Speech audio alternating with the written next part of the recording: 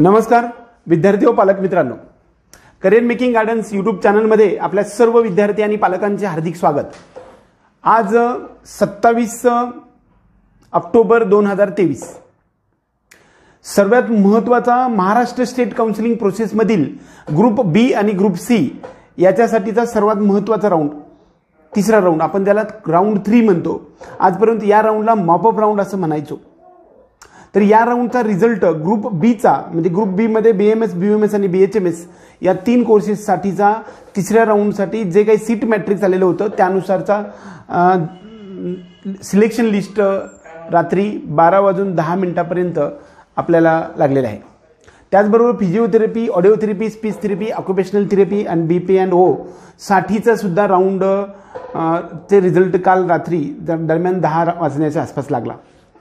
आज ज्या विद्यार्थ्यांना म्हणजे त्याची लिंक मी डिस्क्रिप्शन बॉक्समध्ये पेस्ट केलेली आहे, ज्या विद्यार्थ्यांचं बीएमएस, बीएमएस आणि बीएचएमएस साठी जी काही मी लिंक दिलेली आहे त्याच्यावरती तुम्ही क्लिक करून तुमच्या डाउनलोड करून घेऊ शकता। ती सगळी लिस्ट आहे ती तुमच्यासमोर डाउनलोड होईल। त्यानंतर तुमचा ऑल इंडिया रँक असेल तो रँकनं सर्च करा।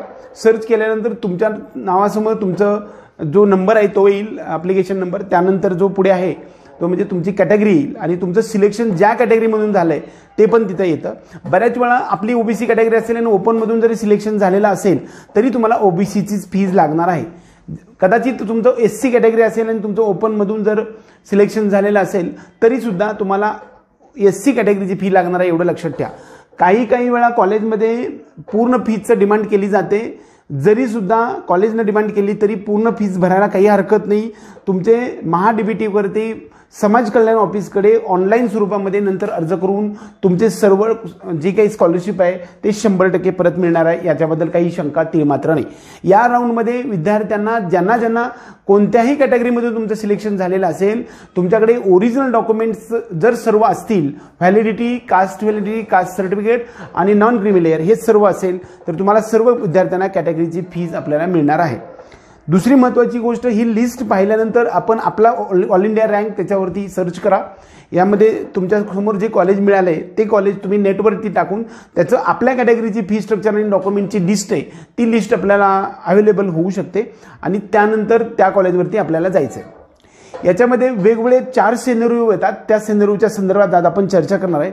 पहिली गोष्ट, ज्या विद्यार्थ्यांना या राऊंडमध्ये पहिल्यांदाच काही कॉलेज लागलेलं आहे अशा विद्यार्थ्यांनी ओरिजिनल डॉक्युमेंट्स, कलर झेरॉक्स, त्याचबरोबर ब्लॅक अँड व्हाईट झेरॉक्सची एक सेट आणि आपल्या पेन ड्राईव्हमध्ये सर्व कलर्ड स्कॅन्ड कॉपीज घेऊन आपण कॉलेजच्या विहित वेळेमध्ये म्हणजे 30 ऑक्टोबर 2023 संध्याकाळी 5:50 पर्यंत आपल्याला कॉलेजवर जाऊन रिपोर्टिंगची प्रोसेस पूर्ण करून घ्यायची आहे।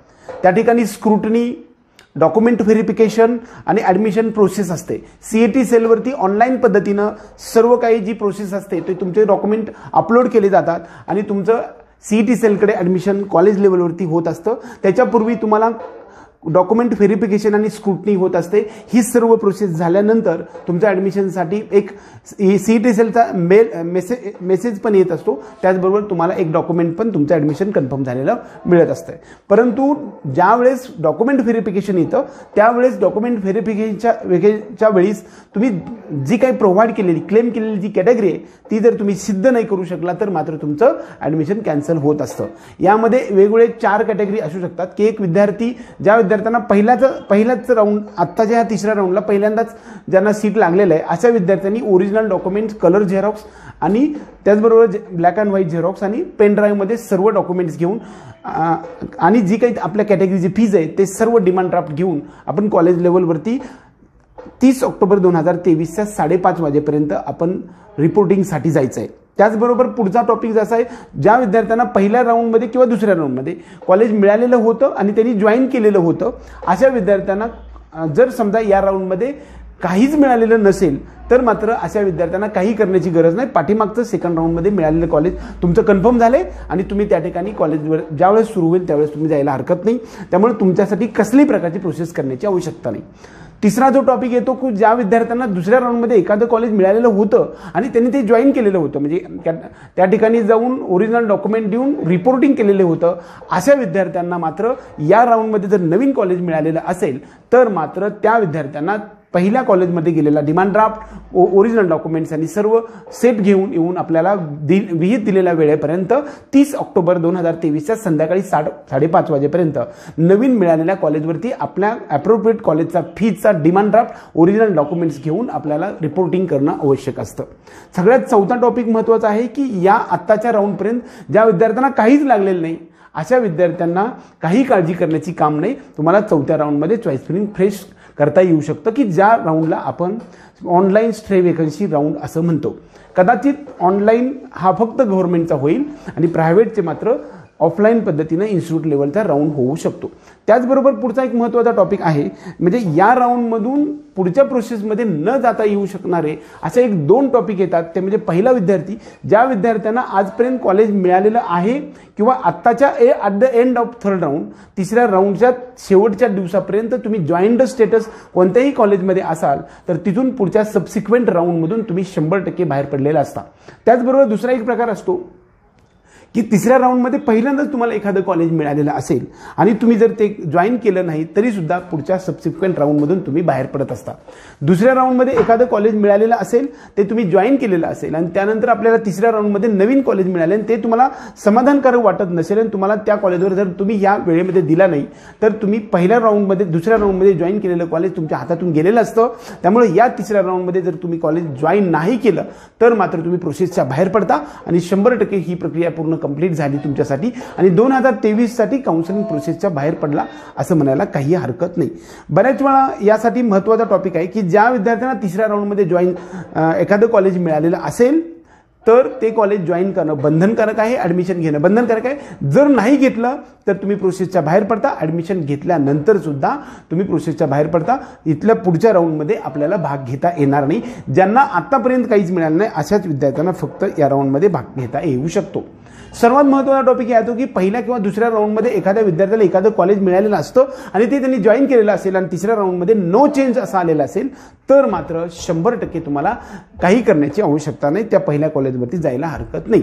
दुसरा, या अनुषंगानं सर्वांच्या महत्त्वाच्या पुढं आपल्या जे काही नाव आहे, नावच्या पुढं चॉईस इज नॉट अवेलेबल असं लिहिलेलं असतं.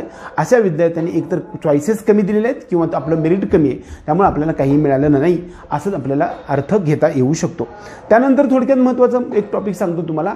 EMR आणि EMD असं असतं, म्हणजे इयर मार्किंग रिसिव्हर आणि इयर मार्किंग डोनर असं आपण म्हणतो.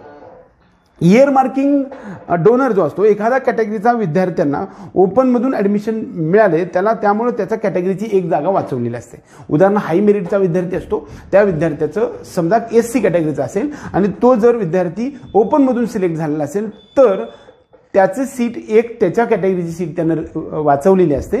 त्यामुळे त्याचं सीट ॲडमिशन हे ओपनमधून झालेलं असतं, परंतु त्याला मात्र सर्व कॅटेगरीचे बेनिफिट मिळत असतात.